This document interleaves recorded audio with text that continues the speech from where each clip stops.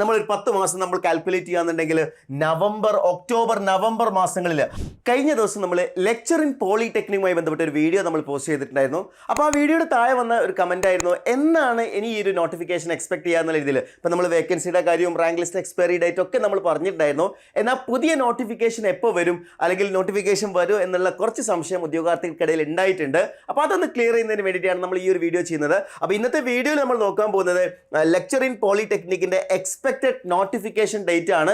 ഉറപ്പായിട്ടും നിങ്ങൾക്ക് അറിയാം, ഈ പറഞ്ഞിരിക്കുന്ന എക്സ്പെക്റ്റഡ് ഡേറ്റ് എന്ന് പറയുമ്പോൾ ഒരു എക്സാക്ട് ഡേറ്റ് ഒന്നും അല്ല നമ്മൾ പറയുന്നുണ്ടാവുക. പക്ഷേ മുൻ വർഷങ്ങളിലുള്ള ഈ ഒരു നോട്ടിഫിക്കേഷൻ്റെ ട്രെൻഡ് മനസ്സിലാക്കിക്കൊണ്ട് പലപ്പോഴും PSC ആ ഒരു ട്രെൻഡ് ഫോളോ ചെയ്യുന്നതായിട്ട് നമുക്ക് എന്ത് ചെയ്യാൻ കഴിയാറുണ്ട്, കാണാൻ സാധിക്കാറുണ്ട്. അപ്പോൾ നമ്മൾ നോക്കുകയെന്നുണ്ടെങ്കിൽ കഴിഞ്ഞ പ്രാവശ്യത്തെ നോട്ടിഫിക്കേഷനിൽ ഏറ്റവും പ്രധാനപ്പെട്ടത് ലെക്ചർ ഇൻ പോളിടെക്നിക് ഇലക്ട്രോണിക്സ്, ഈ ഒരു പോസ്റ്റിൻ്റെ നോട്ടിഫിക്കേഷനാണ് നിങ്ങൾ കൃത്യമായിട്ട് ഒബ്സർവ് ചെയ്യേണ്ടത്. കാരണം എന്താണെന്ന് വെച്ച് കഴിഞ്ഞാൽ ഈ ഒരു എക്സാമിൻ്റെ റാങ്ക് ലിസ്റ്റ് വാലിഡിറ്റി ഉണ്ടായിരുന്നത് 11/10/2025 അതായത് 2022 റാങ്ക് ലിസ്റ്റ് വന്നിട്ടുണ്ടാവുക. 11/10/2022 റാങ്ക് ലിസ്റ്റ് വന്നിട്ടുണ്ടാവുക. 11/10/2022. അങ്ങനെയാണെങ്കിൽ സ്വാഭാവികമായിട്ടും ഈ റാങ്ക് ലിസ്റ്റിന് എത്ര വാലിഡിറ്റി ഉണ്ടാവണം? 3 വർഷത്തെ വാലിഡിറ്റി നമ്മൾ നോക്കുകയാണെങ്കിൽ 11/10/2025 എന്ത് ചെയ്തിട്ടുണ്ട്, റാങ്ക് ലിസ്റ്റ് എക്സ്പയർഡ് ആവുന്നുണ്ട്. എന്നാൽ പുതിയ നോട്ടിഫിക്കേഷൻ വന്ന ഡേറ്റ് ആണ് നമ്മൾ ശ്രദ്ധിക്കേണ്ടത്. അതേ എക്സാമിന്റെ ഒരു പുതിയ നോട്ടിഫിക്കേഷൻ വന്നിരിക്കുന്ന ഡേറ്റ് 31/12/2024.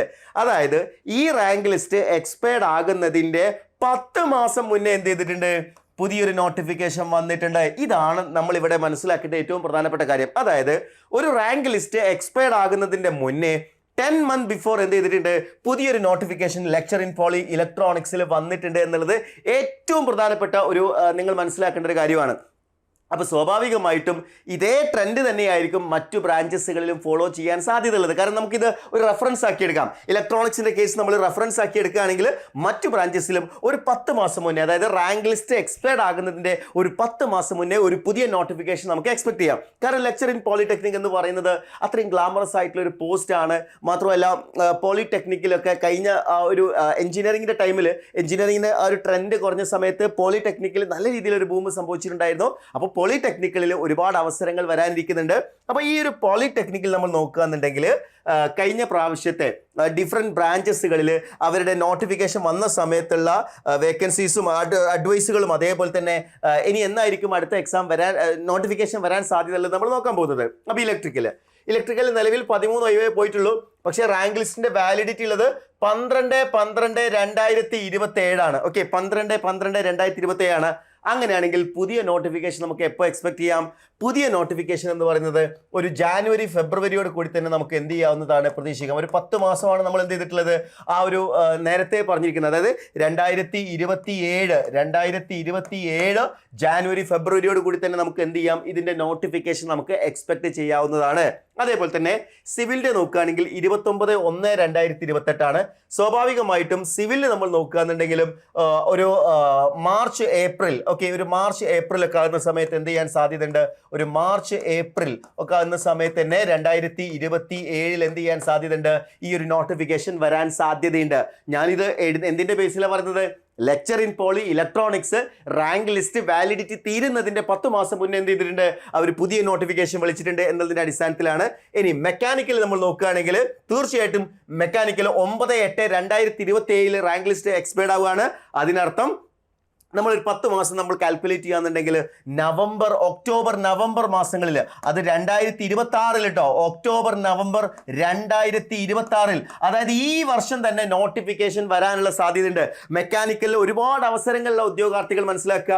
മോട്ടോർ വെഹിക്കിൾ ഇൻസ്പെക്ടർ എക്സാമിനൊക്കെ പഠിക്കുന്ന ഉദ്യോഗാർത്ഥികളുണ്ട്. ഒരല്പം കൂടി നിങ്ങൾ അഡീഷണലി പഠിക്കുകയാണെന്നുണ്ടെങ്കിൽ നിങ്ങൾക്ക് എന്ത് ചെയ്യാം, മെക്കാനിക്കൽ പോളിടെക്നിക് ലെക്ചർ എന്ന് പറയുന്ന ഏറ്റവും ഗ്ലാമറസ് ആയിട്ടുള്ള ഒരു പോസ്റ്റിലേക്ക് നിങ്ങൾക്ക് എത്താവുന്നതാണ്. ഇനി നമ്മൾ കമ്പ്യൂട്ടർ സയൻസിലേക്ക് നമ്മൾ നോക്കുകയാണെന്നുണ്ടെങ്കിൽ 92 അഡ്വൈസുകൾ, മികച്ച നമ്പർ ഓഫ് അഡ്വൈസ് ആണ് പോയിട്ടുള്ളത്. 27/7/2027 ആണ് ഇതിന്റെ റാങ്ക് ലിസ്റ്റ് എക്സ്പയർഡ് ആകുന്നത്. അങ്ങനെ നോക്കുകയാണെന്നുണ്ടെങ്കിൽ 10 മാസം നമ്മൾ എടുക്കുകയാണെന്നുണ്ടെങ്കിൽ ഇവിടെയും നമുക്ക് നോക്കുമ്പോൾ ഏതാണ്ട് ഒരു ഒക്ടോബർ അല്ലെങ്കിൽ സെപ്റ്റംബർ, ഒക്ടോബർ മാസങ്ങളിൽ എന്ത് ചെയ്യാം, നമുക്ക് ഈ ഒരു നോട്ടിഫിക്കേഷനും പ്രതീക്ഷിക്കാം 2026. അപ്പോൾ 2026 ലാസ്റ്റിലേക്കായിരിക്കും മെക്കാനിക്കലിലും കമ്പ്യൂട്ടർ സയൻസിലും എന്ത് ചെയ്തത്, അതായത് ഈ വർഷം തന്നെ, ഈ വർഷം ഞാൻ ഈ വീഡിയോ എടുക്കുമ്പോൾ മാർച്ച് എൻഡ് ആണ്, അതായത് ഏപ്രിൽ തുടങ്ങി. ഇനി അത് അധികം സമയമൊന്നുമില്ല, വളരെ പെട്ടെന്നാണ് സമയം കടന്നു പോകുന്നത് അല്ലേ. അപ്പോൾ മെക്കാനിക്കലും കമ്പ്യൂട്ടറിലും ഈ വർഷം തന്നെ ലാസ്റ്റിലേക്ക് നമുക്ക് നോട്ടിഫിക്കേഷൻ പ്രതീക്ഷിക്കാം. അതേപോലെ തന്നെ ഇലക്ട്രിക്കലിലും സിവിലും നമ്മൾ നോക്കുകയാണെങ്കിൽ അടുത്ത വർഷത്തിന്റെ ആരംഭത്തിൽ സ്റ്റാർട്ടിങ്ങിൽ തന്നെ എന്ത് ചെയ്യാവുന്നതാണ്, നോട്ടിഫിക്കേഷൻ നമുക്ക് എക്സ്പെക്ട് ചെയ്യാവുന്നതാണ്. ഇനി ഇലക്ട്രോണിക്സ്, തീർച്ചയായിട്ടും ഇലക്ട്രോണിക്സിൽ നിങ്ങൾ ഇപ്പോൾ ഒരു നോട്ടിഫിക്കേഷൻ നിങ്ങൾ പ്രതീക്ഷിക്കരുത്. കാരണം ഞാൻ ഓൾറെഡി പറഞ്ഞു കഴിഞ്ഞു, 142 അഡ്വൈസ് പോയിട്ടുണ്ട്. ആ റാങ്ക് ലിസ്റ്റ് എക്സ്പയർഡ് ആകുമ്പോൾ തന്നെ പുതിയ നോട്ടിഫിക്കേഷൻ വന്നിട്ടുണ്ട്. സ്വാഭാവികമായിട്ടും പുതിയ റാങ്ക് ലിസ്റ്റ് 2026 വരാൻ പോകുന്നത്. അപ്പോൾ 2029 വരാൻ പോകുന്നത്. അപ്പോൾ ഇലക്ട്രോണിക്സ് കഴിഞ്ഞ ഉദ്യോഗാർത്ഥികൾ എന്ത് ചെയ്യേണ്ട കാര്യമില്ല, ഈ ഒരു സമയത്ത് എക്സാമിന് വേണ്ടിയിട്ട്, ലെക്ചർ ഇൻ പോളിടെക്നിക് എക്സാമിന് വേണ്ടിയിട്ട് പ്രിപ്പയർ ചെയ്യേണ്ട കാര്യമില്ല. ഒരു വർഷം കൂടിയൊക്കെ കഴിഞ്ഞതിന് ശേഷം നിങ്ങൾ നോക്കിയാൽ മതി. അപ്പോൾ നിങ്ങൾക്കൊരു ക്ലാരിറ്റി കിട്ടിയിട്ടുണ്ടാവും എന്ന് വിചാരിക്കുകയാണ്.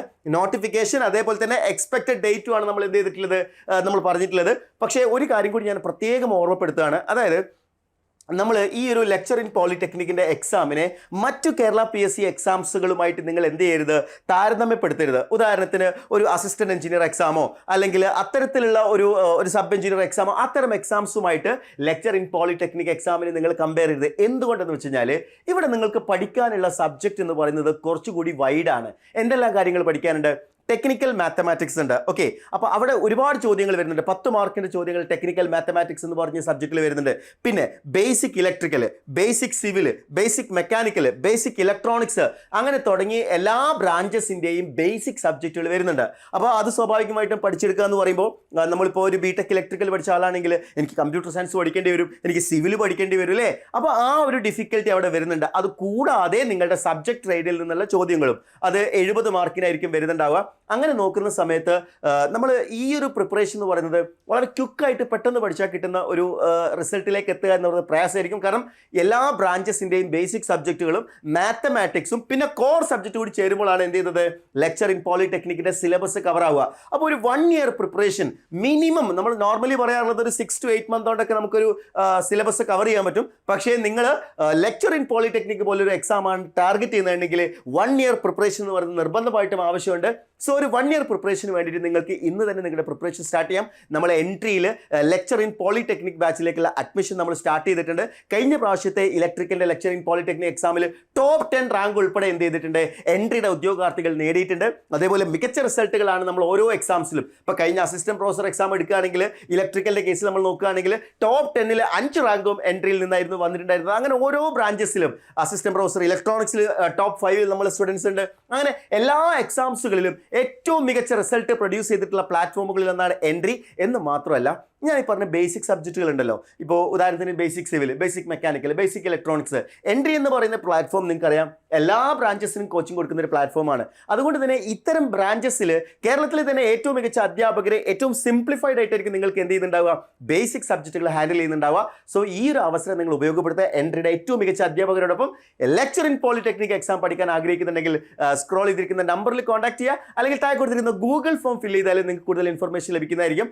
നന്നായിട്ട് പഠിക്കുക. നിങ്ങൾ ആഗ്രഹിച്ച പോലെ ഒരു ഗവൺമെന്റ് ജോലി, അതും ഒരു ലെക്ചർ പോസ്റ്റ് എന്ന് പറയുന്ന അത്രയും പവർഫുൾ ആയിട്ടൊരു പോസ്റ്റാണ് നിങ്ങളെ കാത്തിരിക്കുന്നത്. അപ്പോൾ ഒരു ലെക്ചർ പോസ്റ്റിൽ ജോയിൻ ചെയ്യാൻ താല്പര്യമുള്ള ഉദ്യോഗാർത്ഥികൾ എത്രയും പെട്ടെന്ന് ഗൂഗിൾ ഫോം ഫില്ല് ചെയ്യുക, നിങ്ങളുടെ പ്രിപ്പറേഷൻ ആരംഭിക്കുക. Wish you all the best.